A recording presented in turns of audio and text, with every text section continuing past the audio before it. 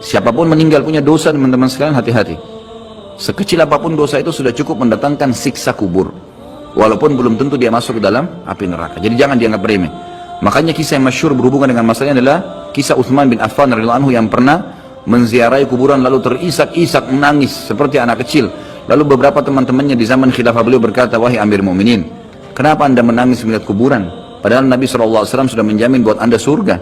Dan anda ini siapa?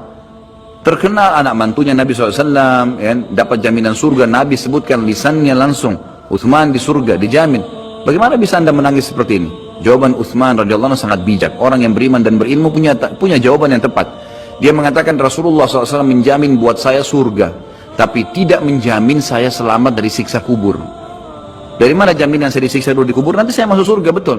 Tapi di kubur disiksa dulu karena masih ada dosa. Maka pemahaman yang dikeluarkan oleh para ulama tentang tadi saya bilang, dosa itu sekecil apapun sudah cukup untuk membuat adanya siksaan, gitu kan? Itu karena pernyataan Utsman bin Affan yang menyebutkan statement tadi, gitu kan? Jadi kita harus memahami poin ini, teman-teman sekalian. Makanya jangan pernah tunda minta maaf sama orang. Jangan pernah tunda mengembalikan haknya orang lain. Jangan pernah menganggap remeh dosa-dosa kecil. Tidak boleh sama sekali. Karena kita akan lihat nanti salah satu penyebab azab kubur adalah tidak cebok pada saat kencing. Masalah kecil yang dianggap kecil oleh orang, gitu kan? Banyak orang anggap remeh. Maaf, banyak saudara-saudara kita yang membawa taksi, kendaraan umum di luar sana, kemudian kadang-kadang kita lihat di pinggir jalan kebelet kencing, main mampir sembarangan saja, ya, kencing sembarangan, tidak membersihkan dirinya. Ini berbahaya, penyebab azab kubur. Kata ulama, kalau kencing saja itu sudah menjadi penyebab, bagaimana dengan buang air besar? Bagaimana dengan orang junub tidak mandi? Bagaimana dengan hal-hal yang lebih besar lagi, gitu kan?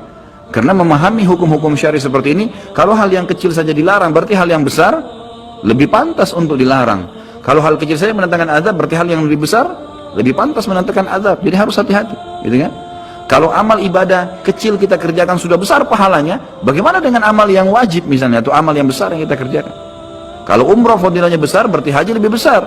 Kalau sholat sunnah besar, tahajud, maka sholat 5 waktu lebih besar pahalanya, dan seterusnya. Jadi poin-poin ini dalam mukaddimah kita harus difahamin baik-baik, gitu kan? Terutama yang terakhir saya ucapkan tadi, hati-hati teman-teman sekalian. Saya juga tahu diri saya pasti punya salah, tapi saya mengajak diri saya dan jemaah sekalian untuk beristighfar kepada Allah, bertaubat. Jangan tunda pengembalian haknya orang lain, meminta maaf kalau punya kesalahan. Jangan tunda-tunda, jangan bilang nanti Idul Fitri baru saya minta maaf. Nggak ada perintah dalam agama seperti itu. Sebelum pejamkan mata nanti malam minta maaf semua. Dan orang cerdas adalah orang yang tidak menyiapkan musuh pada hari kiamat. Hati-hati, jangan siapkan musuh siapapun dia.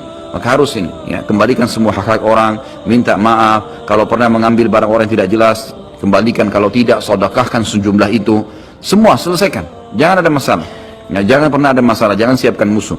Imam Bukhari rahimahullah pernah berhenti berburu hanya karena meleset anak panahnya kena pagar tetangganya, gitu kan?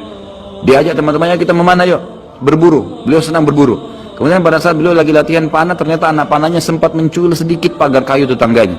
Lalu dia panggil gulamnya, gulam ini kayak pembantunya, sampaikan ke teman-teman saya kalau saya tidak jadi memanah, saya tidak jadi berburu, dan sampaikan kepada tetangga kalau Bukhari minta maaf. Muhammad namanya tentu, Muhammad minta maaf, gitu kan?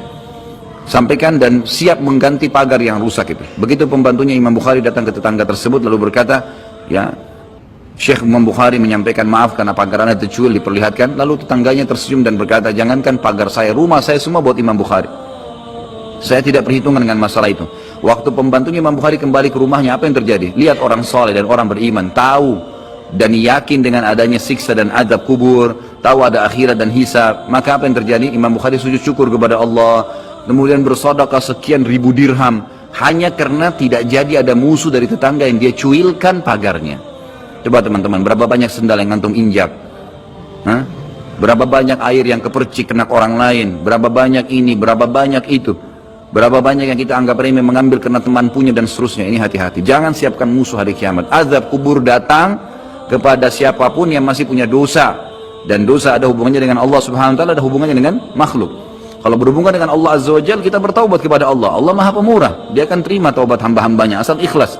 Tapi dengan makhluk nggak bisa, mencuri, menggunjing, memfitnah, ya, mengambil, memakan, ya, merusak namanya orang lain, ini nggak boleh. Ini harus selain taubat kepada Allah, meminta maaf kepada orangnya. Nah, ini tidak boleh ditunda ini. Nggak ada gengsi di sini.